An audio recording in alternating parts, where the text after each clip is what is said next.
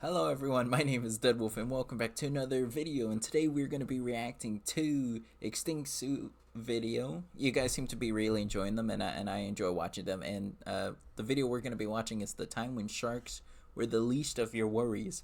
And I already like the intro. It's Adventure Time, so let's get into it. You, like many others, might be hesitant to venture into the ocean, and for I'd good be reason, down to go knowing to that the ocean. sharks, questionable fish, cephalopods, stinging jellyfish, and other things lurk at every level of the abyss. However, present-day waters, for the most part, are nothing compared to those that existed during the Mesozoic, That's a big ass especially fish. the Jurassic period. Whoa! Back then, sharks were still present and widespread, Mm-hmm. yet they weren't the top dogs, nor were they even close to it, and actually it may have been a welcomed sight when compared to the other Damn. inhabitants, as lurking in the waters, you not only had the carnivorous Jesus. ichthyosaurs everywhere, but also, in my opinion, the most terrifying group of aquatic animals ever, the pliosaurs. This family of predatory marine reptiles were members of the plesiosaur order, and were These big distinctive boys. due to the possession of massive heads, streamlined bodies, and short necks. During the Jurassic, they were without a doubt the undisputed kings of the waters, Oh, is that a with baby many of them T-Rex? ending up as their No. environment's respective apex predator.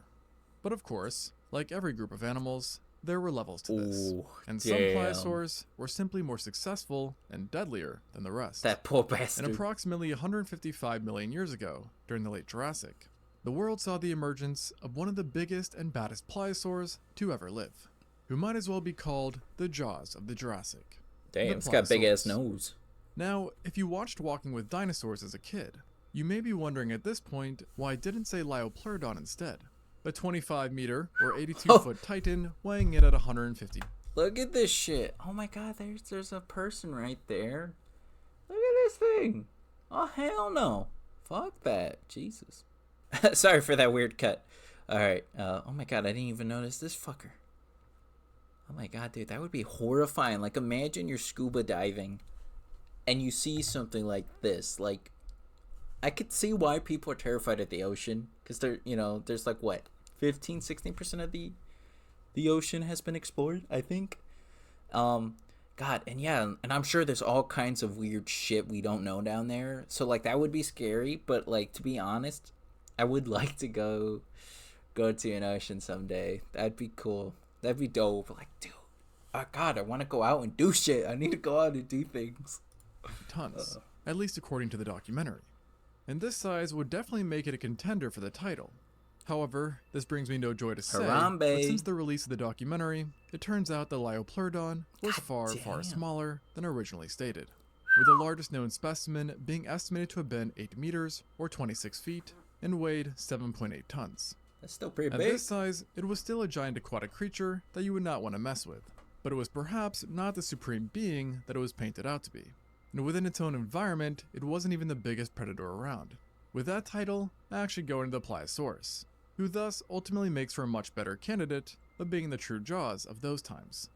And funnily enough, despite having less fame, Looks kind the of funny. Pliosaurus was actually described decades earlier than the Liopleurodon, when Richard Owen, who also happened to be the first person to coin the term dinosaur, named the Really? Pliosaurus in 1842, after finding a partial skull, lower jaw, and several limbs. Owen was correctly able to tell that despite its strange body proportions, this new creature was both giant and a type of plesiosaur. But where he was wrong was that he mistook it for being closely related to crocodiles Damn. due to its somewhat Oh, croc-like that body deer. and skull, thus leading to its name, which means more lizard.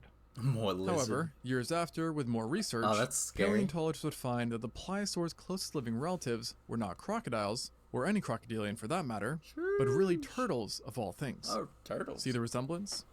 The The additional research carried out also led scientists to create an entirely new family within the Plesiosauria, specifically for Pliosaurus, and those more like it than the other long-necked species.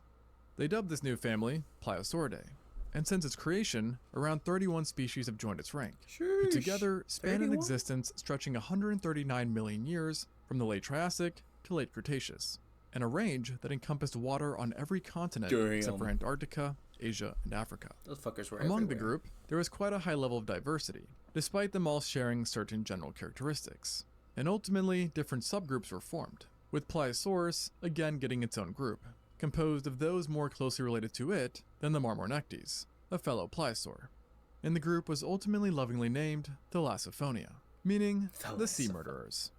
This gives you a small idea of just what kind of animal Pliosaurus was, and should make you wonder why Damn. exactly that name.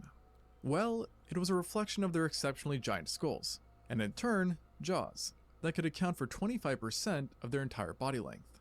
And while not as much of a strict definer, those placed in this group were also some of the largest pliosaurs and marine Oh predators no, that to have poor ever fucker. lived. And actually, some paleontologists think that certain specimens of Pliosaurus may represent the biggest of its kind overall. But not every individual is made equal when it came to length or mass. For over the years, multiple different species have been unearthed and named. And even now, there are still some undergoing approval, with the total number of species possibly reaching up to 12 depending on who you ask. Each Damn. one differs a bit in their own way, with size being the biggest difference. Though, all retain 7 distinctive characteristics only seen in this genus, which include a certain number of teeth, specific vertebrae proportions, and most importantly, teeth that are triangular at the cross-section. Sheesh, that's a big ass Of all the tooth. kinds identified, the most famous and iconic are arguably the type species, Pliosaurus brachydaeus and Pliosaurus funke, who is more commonly known as Funke? Predator X. And as far as Predator many X. paleontologists Oh, are wow. concerned, it was the king of its genus. I remember as a kid, back, I guess, yeah, I was in middle school when I first heard Predator X. Wow, that's a throwback, Jesus. Yeah, goddamn, I was like 11 when I first heard that term. I think that is wild. I feel old. I'm 25 now. I'm old. My frontal lobe has developed, as my sisters like to remind me. I'm fucked, guys. I'm so screwed. When it came to size and ferocity, with a length Damn. between 10 and 12 meters, or 33 and 39 feet. I wouldn't want to fuck while with its that. weight could have been more than 12 tons, making it larger than 2 normal-sized orcas combined together. Sheesh. And while not confirmed, there is some very strong evidence that it got even bigger. As in 2023, scientists revealed that giant vertebrae had been unearthed in the Kimmeridge Clay Formation of England that dwarfed anything found previously. Damn. And based on other pliosaurs, it's thought that the bones belonged to a specimen that measured as long as 14.4 meters or 47 feet, which is seriously massive when considering the fact that pliosaurs have shorter necks and not particularly long tails. But because only vertebrae were found, it's not crystal clear in what genus the specimen belonged to. But the researchers heavily favored the idea that it was a pliosaurus, with funke being the likeliest species. Funky. It's possible that an adult this size would weigh well over 15 tons, which would render it the biggest fish, so to speak, in its Damn. environment. Oh, we gotta And wait. very likely the entire world during its existence. However, to be the Jaws of the Jurassic, you can't just rely on size. You need the, well, jaws as well. The And Meg. in this department, Pliosaurus came like that more than movie. prepared, with individuals regularly yielding skulls longer than the Damn, average that looks NBA cool. player is tall. And inside these titanic jaws, dozens of large, highly serrated teeth were situated tightly next to one another, that also retained very pronounced cutting edges, which allowed this predator to take gargantuan chunks out of prey with ease, causing forcible amputations and major blood loss, leading to shock and death. And it wasn't just the sheer sharpness of the teeth that made each bite extremely lethal, as Pliosaurus's teeth also had highly unique Ugh. angles that led to I each don't one like that. overlapping with the others as the jaws came down, causing them to create a chopping or giant scissor-like cutting effect that just added more problems for any victim. The design of the teeth alone most don't likely bring 'em meant that even back. swimming into them at a snail's pace would cut you up. But just for pure overkill's sake, the Pliosaurus developed an extremely powerful bite force as well, thanks to its deep and robust jawbones that would have housed large muscles and its sturdy, powerful neck. Back in the day, it was said that Predator X could have bitten down with a force of 33,000 Damn. pounds per square inch, Dude, that's equivalent to horrifying. 16 tons, which is 6 times greater than the compressive strength seen in most concretes. Although, this number was only Oh, provided hell informally no. based on its original size Thing estimates, could swallow a which man turned out alive. to be a little gratuitous. So, its bite may not have really been this powerful. That being said, another smaller species, Jesus. the Pliosaurus Small? cavani, did undergo a more detailed study, which found that upon maximal exertion, its back teeth could have generated forces up to 49,000 newtons, 3 times more powerful than the bite of a saltwater crocodile. And depending on which study you look at, could also arguably be stronger than the bite of the king himself, the Tyrannosaurus Rex, Damn. who, mind you, could literally tear through a car with a single bite. And given that the species wasn't as large as the funke, It's assumed that at the very least, Predator X could match its power and most likely exceed it. Meaning, if something got caught by its jaws, it wasn't getting out alive or in one piece. Damn. And this something is believed to have been virtually every animal that lived alongside it, seeing that the Pliosaurus's size and bite force alone meant that nothing was too big or too well defended to be off the menu. But, of all the animals, cephalopods, large fish, and marine reptiles are thought to have been the most important part of the Pliosaurus's diet, a hypothesis backed by the stomach contents seen in other pliosaurs, which showed the presence of large squid, fish, and reptilian teeth. And not to mention, others of its own kind may have gotten the axe from time to time as well, as fossil records show that Pliosauruses were extremely abundant within their environment, so fights over resources, territory, and mates were probably quite frequent. And interestingly, several stones were discovered in pliosaur stomachs as well, suggesting that they routinely consumed them in order to help grind up food. Given its nightmarish appearance, bone-pulverizing bite, and large size, every animal that knew what was good for it probably did their best to avoid this creature. I would too. But this was definitely easier said than done, considering that Pliosaurus had a build specifically designed for catching prey, having been equipped with 4 large and powerful flippers that could each be 3 meters or 10 feet long, helping to generate immense thrust while flapping up and down. And when all 4 flippers were working together, the Pliosaurus achieved remarkable speeds that was mainly used for ambushes, as it required large amounts of energy and wasn't the most sustainable way of swimming, with studies finding that on the regular, only the front flippers were used when cruising. Along with immense speed, another area that Pliosaurus seemed to be exceptional in was diving. Again, like in the case of the diet, this thought originates from what's seen in other pliosaurs, as numerous specimens are known to bear damage to their bodies that is in line with decompression sickness, such as necrosis to the skull, suggesting that they often travel to deep depths, perhaps in order to pursue prey or stage attacks from below. Yet, while deep diving was likely a big part of its life, specimens for the most part are found in areas more associated with shallow, warm waters. As in the Kimmeridge Clay Formation, for example, it appears that Pliosaurus lived at depths no deeper than 200 meters or 650 feet, which is quite similar to the usual max living depths seen in modern great whites. And this is an interesting coincidence, seeing that the two also share another similarity: brains. Specifically, skull scans of the Pliosaurus show that proportionally speaking, the brain of Pliosaurus was equal in size to that of a great white. Really? And was of a similar type too, leading to paleontologists sometimes using the great white as a basis for how smart this sea murderer would have been. Damn. And while some may assume that great whites are not the most intelligent animals around, they are definitely not dumb, and are known to time their strikes on prey down to the exact second, be highly curious and inquisitive, and can even display certain levels of coordination, all things that paleontologists now think that Pliosaurus was capable of too. Additionally, based on the brain shape and the structure of their skulls, it's thought that Pliosaurus had keen senses as well, with eyesight and smell likely being the most refined, which allowed it to track prey through areas of poor visibility, smell carcasses miles or kilometers away, and see up to 10 times better than humans can underwater. With such an arsenal of tools combined with its offensive capabilities, there was truly nothing around that came even close to the dominance of the Pliosaurus. And even if a competitor was close to its size, it didn't matter much, as Pliosaurus was surprisingly durable on top of being lethal, because while it did not boast any obvious external armor, its skeleton was sneakily compact and robust, with its trunk in particular being quite sturdy, allowing it to tank and shake off an impressive amount of damage. There's also the indirect evidence that Pliosaurus possessed remarkable bone healing capabilities as well, which would further help it to survive and persist in a world already overran by marine predators. And speaking of surviving, one aspect of the Pliosaurus that might invoke some envy was its longevity.